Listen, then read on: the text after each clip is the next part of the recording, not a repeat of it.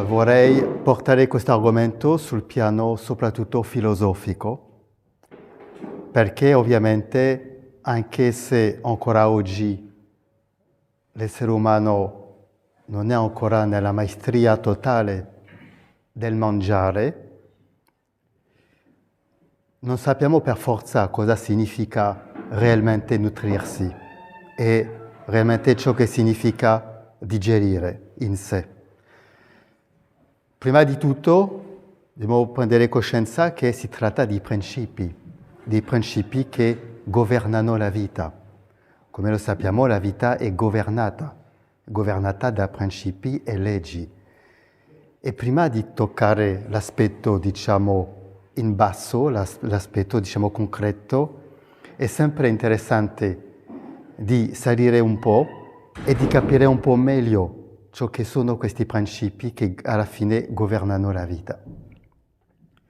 Perché nutrire, la parola nutrizione non concerne soltanto l'aspetto fisico e umano. Tutto ciò che esiste, tutto ciò che appare, tutto ciò che ha una forma e dunque un'esistenza si nutre.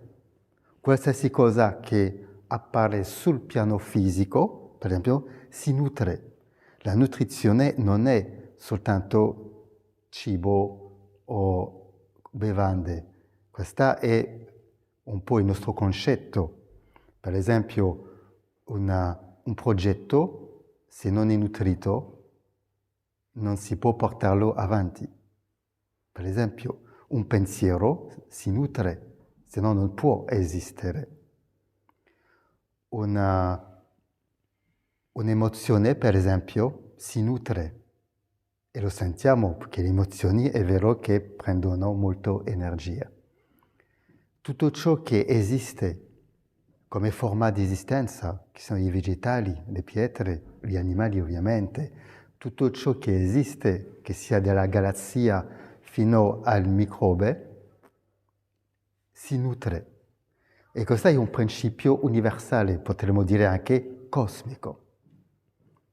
Noi umani, ovviamente, per mantenersi presente sulla Terra, dobbiamo nutrire la forma che abbiamo preso.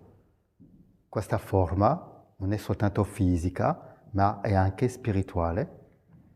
E dunque dobbiamo mangiare. E mangiare bene, ovviamente. Se mangiamo bene è sufficiente, manteniamo il contatto con questa forma che caratterizza l'essere umano. Se non mangiamo bene e male, ovviamente questa forma avrà difficoltà di mantenerci giù sulla terra. Il nostro destino si nutre anche. Ma non è solo il fatto di nutrirsi. Tutto ciò che esce di noi è nutrimento anche per l'esterno, è nutrimento per l'altro. Una parola, per esempio, è nutrimento. Uno sguardo, se volete, uno sguardo è nutrimento. Un movimento è nutrimento. Dunque la parola nutrizione, prima ovviamente di sistemarla a livello alimentare, è bene di prenderla nel suo principio. Dunque noi ci nutriamo, ma nutriamo senza tregua. E non è solo l'aspetto alimentare che è nutrimento per noi. Tutto ciò che entra dentro di noi è nutrimento. Significa che sia il nostro corpo o la nostra psicologia o la nostra spiritualità, tutto si costruisce a seconda di ciò che ci penetra e che entra dentro di noi, sia tramite la bocca oppure tramite l'occhio o tramite l'orecchio, ciò che sentiamo, eccetera. Tutto ciò costruisce il nostro carattere, i nostri punti di vista, la nostra vita intera. E viceversa, dunque, lo ripeto, tutto ciò che noi, come dire, offriamo, diciamo, come manifestazione di vita, dunque parola, gesto, una scelta, un modo di essere, tutto questo nutre. Dunque noi ci nutriamo, ma nutriamo tutto ciò che esiste anche. E questo scambio è realmente uno scambio di vita collettiva e l'individuo e collettività. Questa è ancora più forte, per esempio, rispetto al respiro. Respirare significa nutrirsi. Quando noi respiriamo, dunque quando l'aria entra, nutre il corpo intero, non per forza sul piano cristallizzato del cibo, ma a livello energetico, a livello anche dei pensieri, eccetera. Dunque, per esempio, io sto parlando, ma il mio soffio, che è nella mia parola, entra dentro di voi perché lo state ascoltando. Dunque entra come suono, come parola, ma anche come senso filosofico, entra dentro di voi. E il vostro soffio, quando soffiate, entra dentro di me, perché condividiamo la stessa aria, condividiamo e viviamo nello stesso oceano di aria. E dunque costantemente noi nutriamo e siamo nutriti. La difficoltà è di scegliere i buoni nutrimenti. E non è così evidente ancora più alla nostra epoca, o i nostri sensi sono costantemente sollecitati. E ciò che chiamiamo il mondo, o il sistema, ma alla fine il mondo, cerca sempre a entrare dentro di noi per fecondarci e prendere il posto della nostra coscienza. Cerca sempre da un modo o un altro, tramite la pubblicità, tramite le news, tramite tutto ciò che può mettere avanti, cerca a entrare dentro di noi e dunque a educarci. Perché quando qualcosa entra di noi è come ricevere un'educazione, un impulso. È come per esempio se parliamo a qualcuno, lo stiamo, come dire, lo facciamo entrare nel nostro mondo, lo stiamo educando, formando. Noi non abbiamo realmente una forma definita. In apparenza la nostra forma non cambia, ma in realtà, visto che tante cose entrano dentro di noi, in realtà la nostra forma cambia costantemente. Non lo vediamo perché il nostro occhio non è educato per questo. Invece, tutto ciò, per esempio, che entra dentro di noi ci modella. Non so se è chiaro, prova di modellarsi per diversi motivi. E il motivo è che l'educazione oggi non permette all'essere umano di diventare un essere umano. Perché non è l'obiettivo, c'è altri motivi. E non è che è negativo in sé, soltanto basta di saperlo. E dunque la nutrizione è ovunque, come la digestione è ovunque. Noi quando diciamo digestione, noi pensiamo subito alla parte intestinale, mentre che in realtà, se guardiamo bene come funziona la digestione è un riciclaggio, una trasformazione di elementi. Ma in realtà quando cominciamo a preparare un pasto, siamo già nel processo di digestione, perché stiamo trasformando degli elementi che dopo il processo continua nella nostra bocca e poi si conclude grazie a tutta la funzionalità dell'intestino. Ma in realtà nella vita tutto si ricicla, tutto si rinnova e dunque il processo di digestione è costantemente. Ma come per la nutrizione, vado veloce perché 30 minuti, ma come per la parola nutrizione, la parola digestione è un principio, non è noi che abbiamo inventato la nutrizione e la digestione. Per esempio, quando riceviamo una notizia brutta, può capitare, a seconda la capacità psicofisico o psicofisico-spirituale di digerire la notizia, allora la notizia passa. Invece, se non siamo costruiti bene all'interno, non arriviamo a digerire una notizia. Sembra semplice come parole, ma in realtà se abbiamo un sistema digestivo non è soltanto per il cibo, ma per imparare a digerire la vita stessa.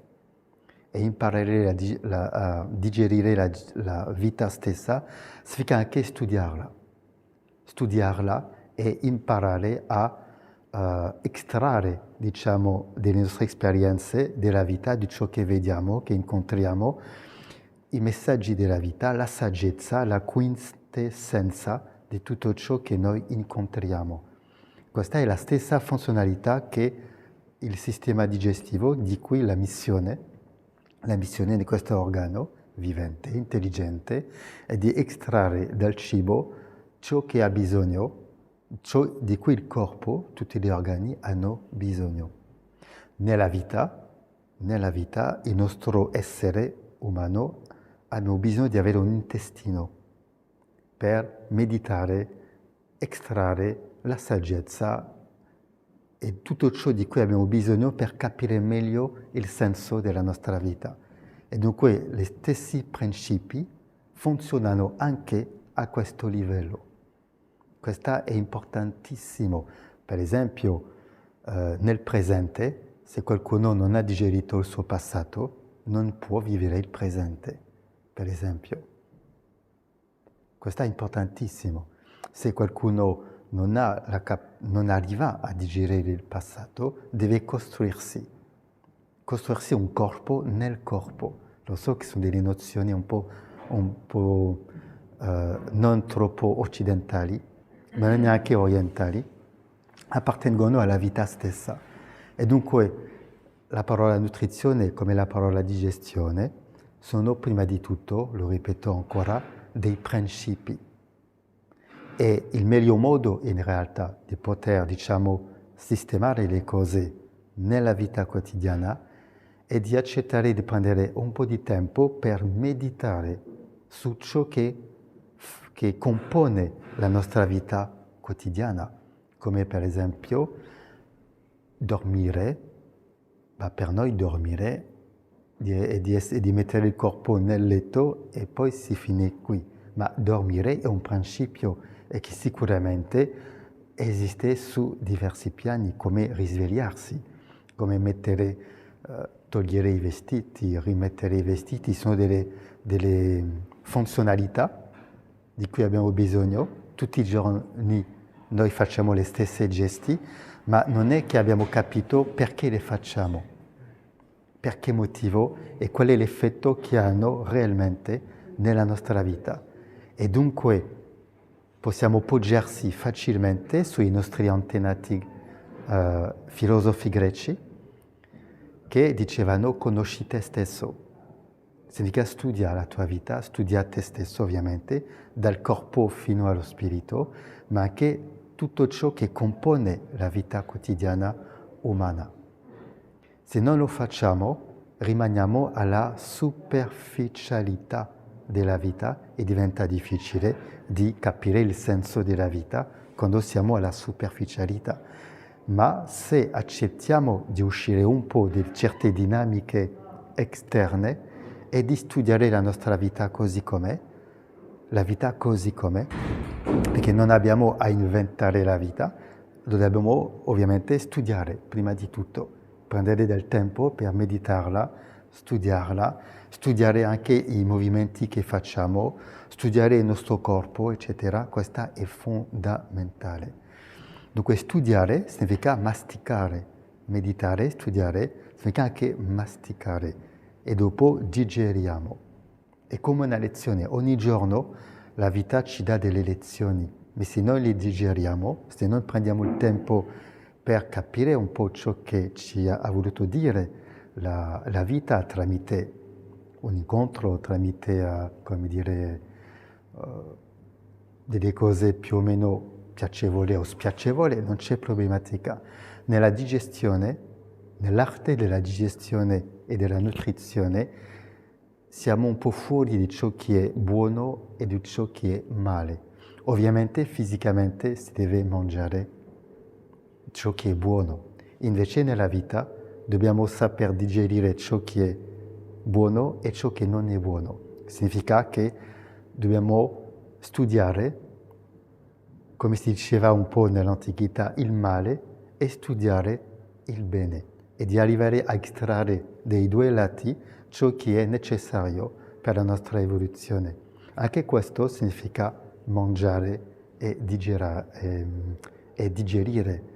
Se prendiamo per esempio, perché questo è vero che è un esempio molto grande, le parole del Maestro Gesù, per esempio, nell'ultima cena, ha dimostrato che mangiare non è soltanto ciò che noi pensiamo.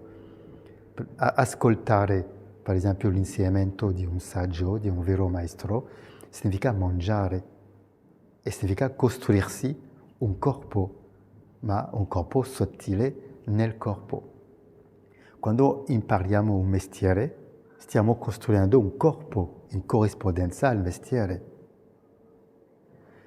Quando qualcuno ha la maestria di un mestiere, ha nel suo corpo un altro corpo che lo permette di manifestare il mestiere in sé.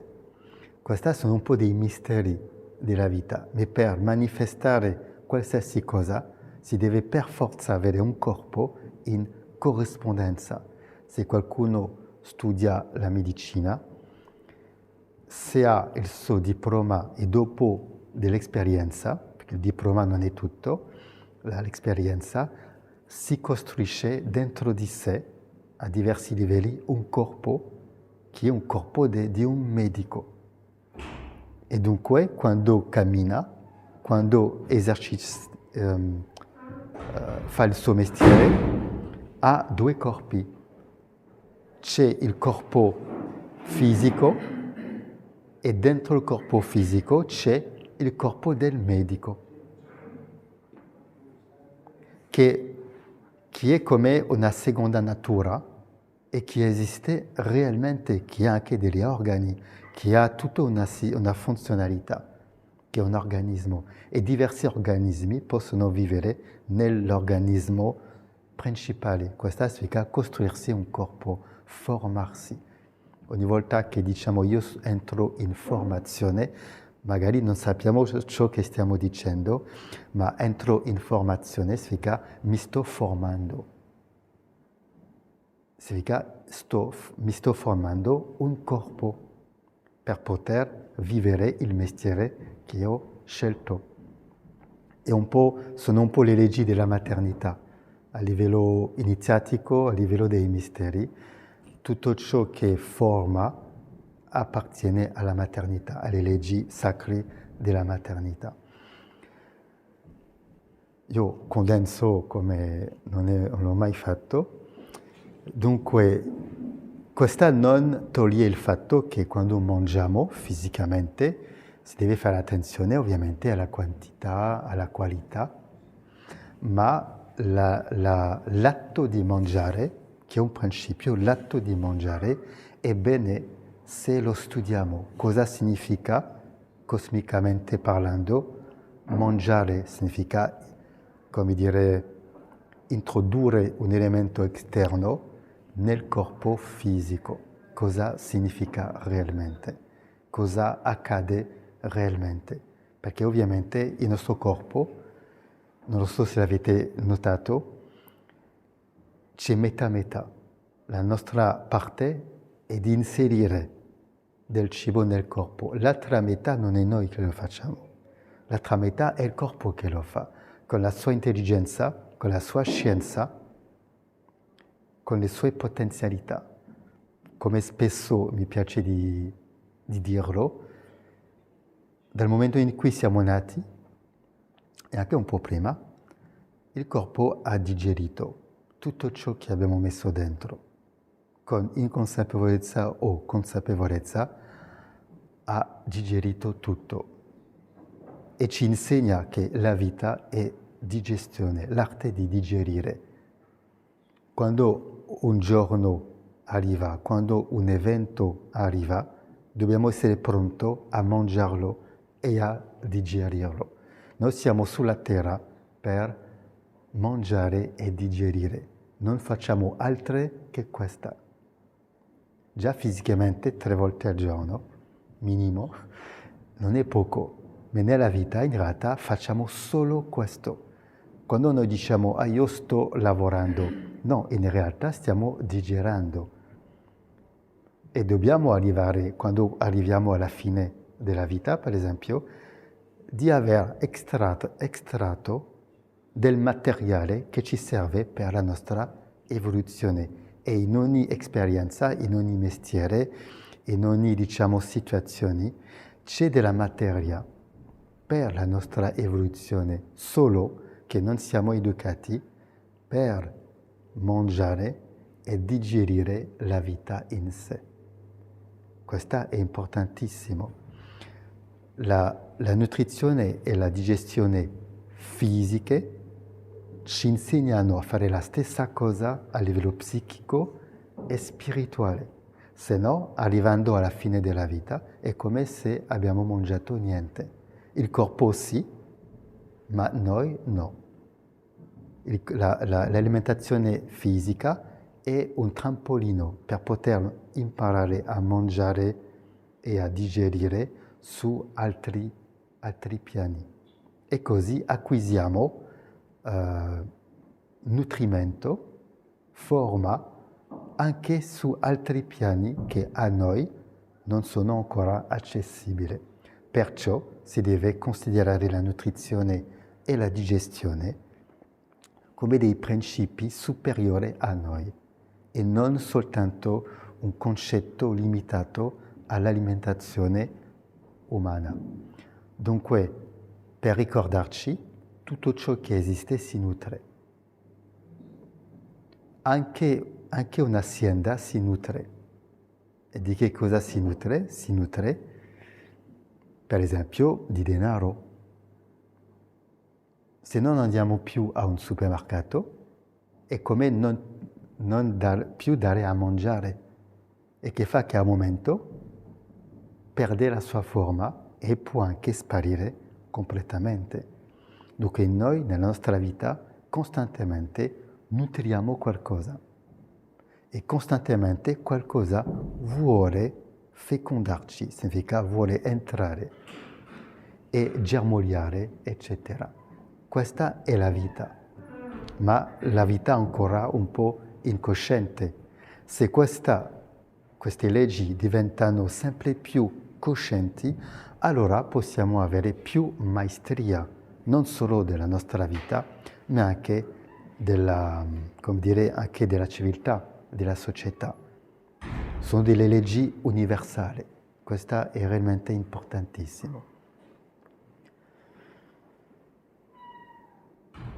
Se uno sportivo decide di andare sul podium, deve nutrire questa decisione, deve nutrire questo desiderio. Se da poco, se ne pensa poco, il desiderio esisterà, ma non sarà sufficiente per portarlo fino al podium, almeno fino alla competizione. Invece se pensa con passione, senza tregua all'obiettivo, se l'obiettivo è nutrito tutti i giorni, dalla mattina alla sera, con pensiero, emozioni, con allenamento, addestramento, eccetera, allora sì, l'obiettivo si avvicinerà e magari forse andrà effettivamente sul podium olimpico. Dunque tutto che esiste ha bisogno di nutrimento. Questo vale per le relazioni, perché imparare a mangiare bene a livello dell'alimentazione è una cosa interessante.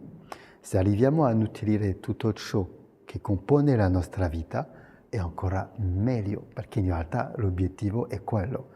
E dunque, per esempio, in un rapporto tra due amicizie, per esempio, oppure una coppia, eccetera, allora si deve nutrire questi principi, perché la coppia è un principio, non è noi che abbiamo inventato la possibilità di formare una coppia, come non è noi che abbiamo inventato la possibilità di avere delle amicizie, eccetera. E dunque per forza nella relazione i principi ne dobbiamo pensare un pochino, se no rimangono dei concetti e con questi concetti che il sistema all'esterno, diciamo questo mondo che non è negativo in sé, soltanto che non è ben orientato, e dunque questo mondo ci può toccare realmente tramite dei concetti. Crea dei concetti, per esempio l'amicizia è un concetto, l'amore è un concetto, la pace è un concetto, e ne fa ciò che si vuole, fa la sua minestrone. Mentre che se riportiamo tutto verso ciò che è più alto, che è superiore, allora entriamo in contatto con dei principi. E l'amicizia è un principio che esiste. Se l'amicizia non esisteva, sarebbe impossibile per noi umani di avere delle amicizie. Questa penso che a livello intellettuale è comprensibile. Non è noi che abbiamo deciso di formare delle famiglie. Delle leggi, dei principi ce lo permettono e questo è inserito nel nostro essere di poter creare delle società, delle fratellanze, delle comunità, delle famiglie, delle nazioni, dei popoli, eccetera, eccetera.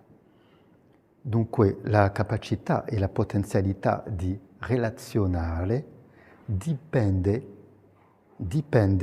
non solo di certe facoltà o di certe conoscenze, ma soprattutto la relazione che abbiamo noi con la relazione stessa, cioè con la parola relazione, che non è sufficiente dire sì, ma in psicologia si deve fare così, ci sono dei protocolli, eccetera, ma qualche volta protocolli significa un po' troppo robotico.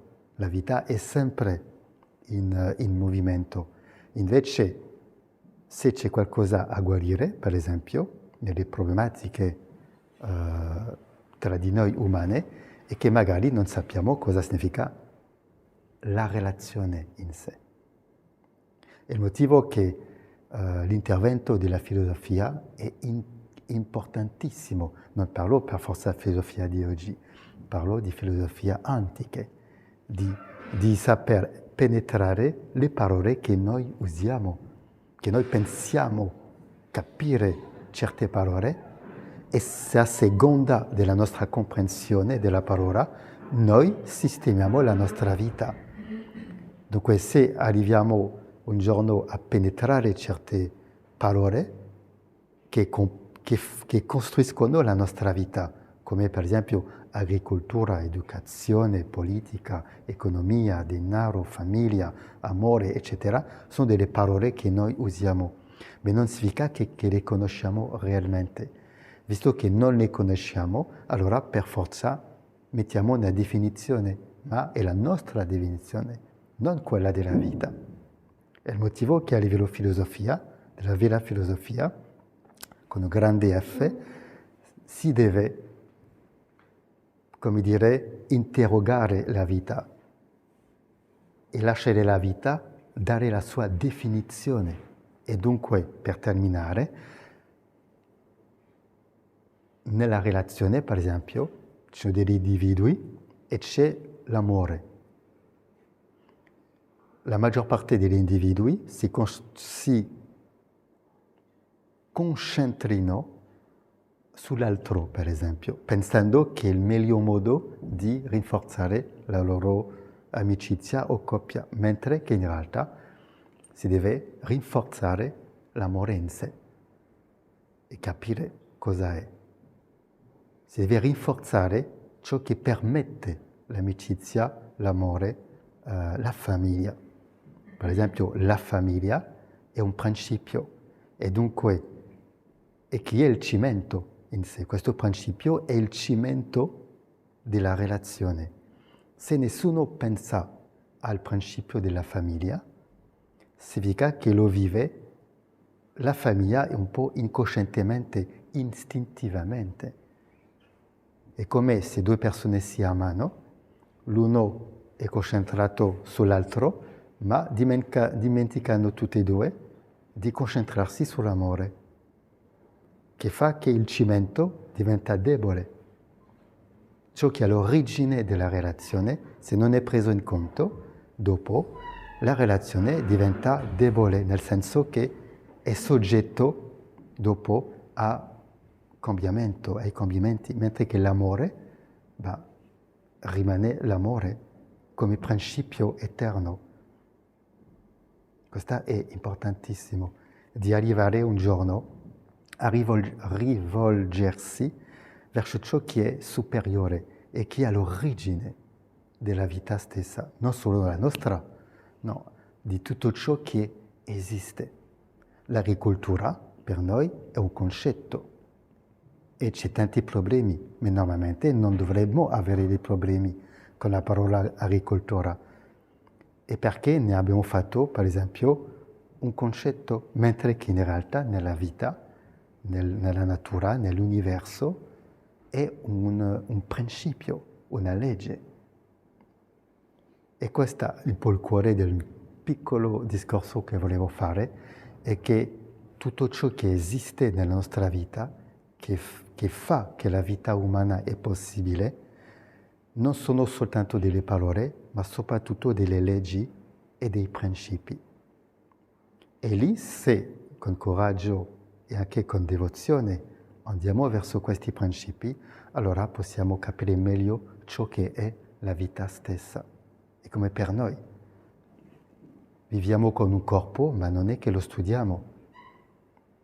Non è che sappiamo cosa è questa realtà che ci segue, che supporta la nostra vita, che funziona alla perfezione, che è sempre collegato all'universo.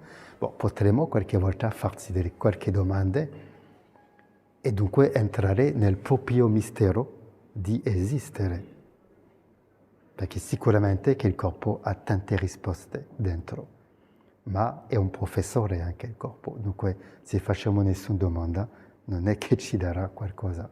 Invece interessarsi a sé, come dicono i grandi antenati greci, conosci te stesso, prendi del tempo, conosci te stesso e conoscerai l'universo e gli dei. Questa frase deve essere la base dell'educazione, almeno in Italia, perché c'era la Magna Grecia, dunque almeno in Italia dovrebbe essere la base, la colonna vertebrale dell'educazione, conosci te stesso, e questo non è egocentrismo, è il dovere. Abbiamo il dovere, per non dire l'obbligo, se vogliamo evolvere abbiamo l'obbligo, altrimenti abbiamo il dovere di conoscersi realmente tutto per avere accesso a certe cose più grandi. Dunque, se c'è una domanda, la prima domanda a farsi è perché ho questo strumento, perché ho questa forma, per esempio. E non è una perdita di tempo. Perché ho questa forma? Perché noi umani abbiamo questa forma, visto che non l'abbiamo scelto noi. E questa è moltissimo importante, importantissimo. Più facciamo delle domande esistenziali, più entriamo sulla via dell'evoluzione. Se il nostro pensiero è soltanto rivolto alle preoccupazioni di sopravvivenza, facciamo piuttosto un'involuzione. Questo è importantissimo. Dunque, su queste piccole parole io vi ringrazio per l'ascolto, devo fermarmi. Spero che qualcosa è passato e sono sicuro che qualcosa è passato, anche se è breve. Dunque, la conclusione in una frase: tutto ciò che compone la nostra vita sono delle leggi e ancora più in là dei principi, non soltanto delle parole così e dei piccoli concetti, ma sono dei principi, e questo è importantissimo. Se avete dopo qualche minuto, vi invito a venire allo stand che abbiamo spostato lì dietro e lì abbiamo dei libri che appunto divulgano dei grandi principi di vita e che possono aiutare a capire meglio come funziona la vita e perché funziona così. La vera libertà umana appunto è di studiare la vita e niente o nessuno e niente può impedirci di studiare la vita. È il motivo che dei saggi, dei maestri, dei grandi iniziati o filosofi sono periodicamente venuti per aiutare a fare questo cambiamento, studiare la vita.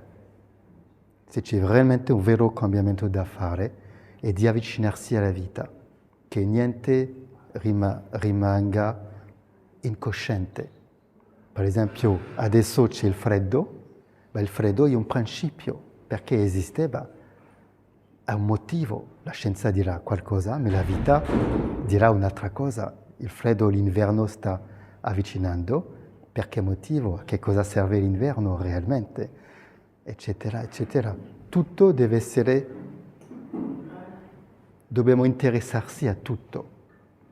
È lì che diventiamo realmente un vero essere umano. Tutto deve essere soggetto di studio per noi, di amare la vita con passione fino a che tutto ciò che è attorno a noi, una pianta, sia realmente nel nostro cuore, nella nostra mente. Se ci interessiamo alla vita, sicuramente che la vita dopo si interesserà a noi, ci prenderà in conto, se no ci lascia un po' come dei rifiuti. Invece, se cominciamo a meditare su tutto ciò che vediamo, su tutto ciò che accade, eccetera, meditare nel senso di estrarre qualcosa di realmente di utile, è come apparire sopra il suolo e diventiamo come una pianta, è un'immagine come una pianta e allora interessiamo ciò che è, diciamo, superiore. E siamo più viventi anche, se studiamo la vita siamo più viventi. Benissimo, grazie per il vostro ascolto e se lo volete vi ascoltiamo.